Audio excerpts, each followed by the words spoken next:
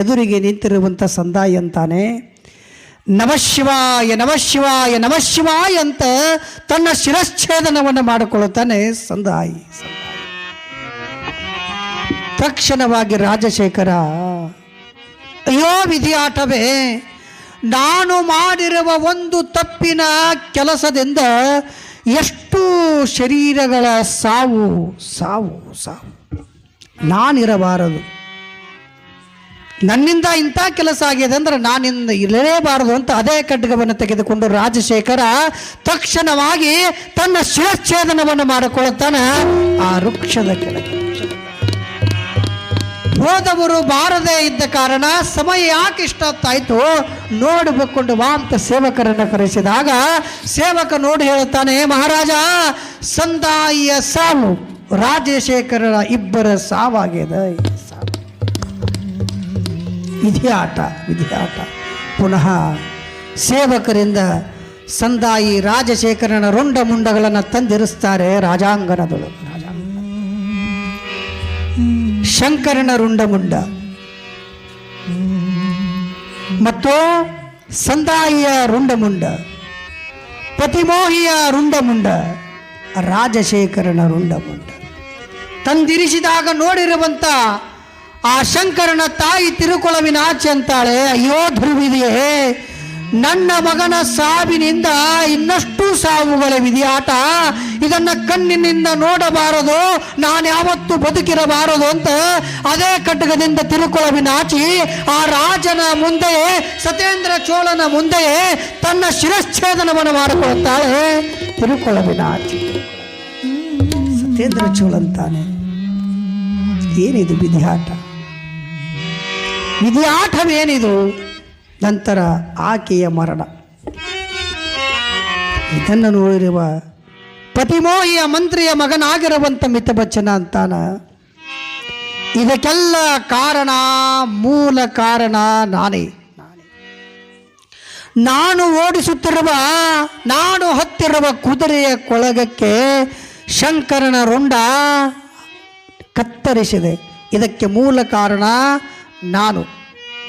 ಮಿತವಚನ ಅನ್ಕೊಳ್ಳುತ್ತಾನೆ, ನಾನಿರಲೇಬಾರದು, ಇಷ್ಟು ಶರೀರಗಳ ಮರಣ ದಂಡನೆ ಆಗಿದೆ ಅಂದರೆ ನನಗೂ ಕೂಡ ಮರಣ ಆಗಲೇಬೇಕು ಅಂತ ಆ ಖಡ್ಗವನ್ನು ತೆಗೆದುಕೊಂಡು ಮಿತವಚನ, ಮಂತ್ರಿಯ ಮಗ ಮಿತವಚನ ತನ್ನ ಶಿರಚ್ಛೇದನವನ್ನು ಮಾಡಿಕೊಳ್ಳುತ್ತಾನೆ ಸತ್ಯೇಂದ್ರ ಚೋಳನ ಮುಂದೆ.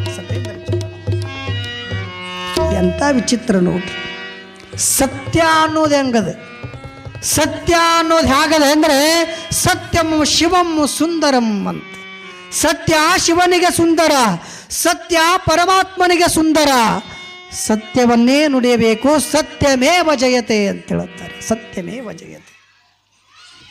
ಎಷ್ಟು ರುಂಡಗಳಾದವು? ಶಂಕರ, ಪತಿಮೋಹಿ, ಮಿತವಚನ, ತಿರುಕೊಳವಿನಾಚಿ, ರಾಜಶೇಖರ, ಸಂದಾಯಿ. 6 ರುಂಡಗಳು, 6 ಮುಂಡಗಳು.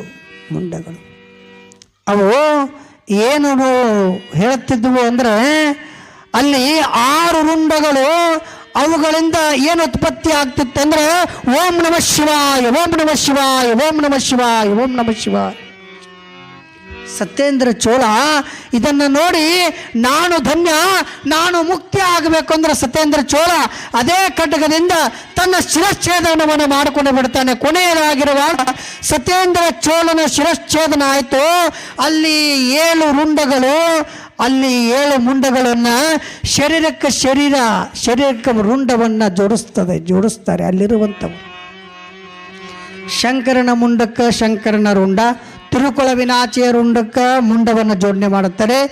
7 ರುಂಡಗಳು, 7 ಮುಂಡಗಳು.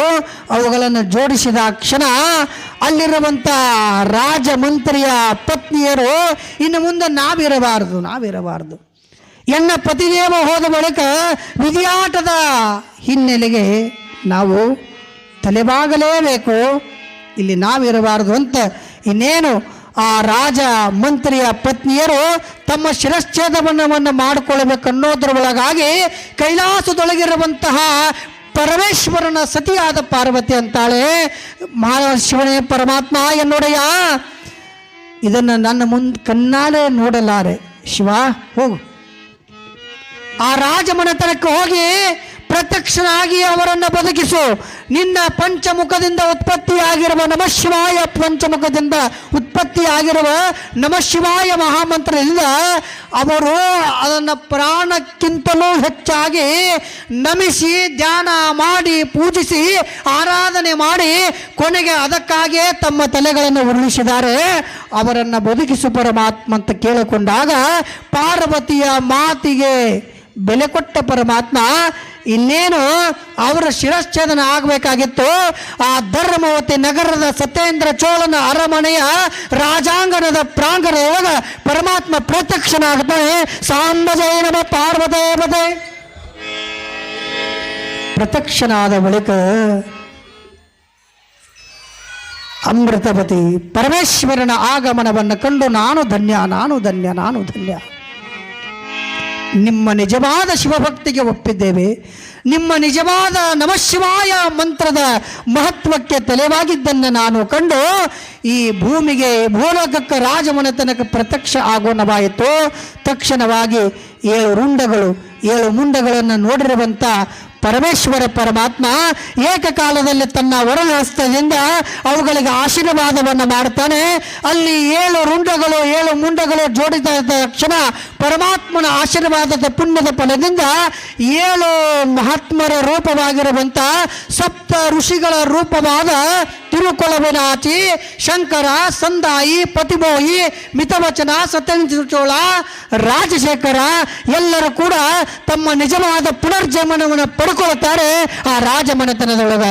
ಸಾಂಬಜಯ ನಮಃ ಪಾರ್ವತೀಶ್ವರ ಮಹಾದೇವ. ನಮಃ ಶಿವಾಯ, ನಮಃ ಶಿವಾಯ, ನಮಃ ಶಿವಾಯ ಅನ್ನುವ ಶಿವಪಂಚಾಕ್ಷರಿ ಮಹಾಮಂತ್ರದೊಳಗೆ ಅದ್ಭುತವಾದ ಶಕ್ತಿ ಇದೆ. ಶರಣಬಸವ ಈ ಪಂಚಾಕ್ಷರಿ ಮಹಾಮಂತ್ರದಿಂದ ಸತ್ಯೇಂದ್ರ ಚೋಳ ಧರ್ಮವತಿ ನಗರದ ಅರಸ ಮಕ್ಕಳ ಭಾಗ್ಯವನ್ನು ಪಡೆದುಕೊಂಡ, ಮರಣವನ್ನು ಗೆದ್ದ. ಆದ ಕಾರಣ ನೀನು ಕೂಡ ಈ ಶಿವಪಂಚಾಕ್ಷರಿ ಮಹಾಮಂತ್ರದೊಳಗೆ ನಿಷ್ಠೆಯುಳ್ಳವನಾಗು, ಇದನ್ನು ಸಾಧನೆ ಮಾಡು ಅಂತ ಮಂತ್ರದ ಮಹತ್ವವನ್ನು ಶರಣಬಸವನಿಗೆ ಮರುಳಾರಾಧ್ಯರು ತಿಳಿಸ್ತಾರೆ.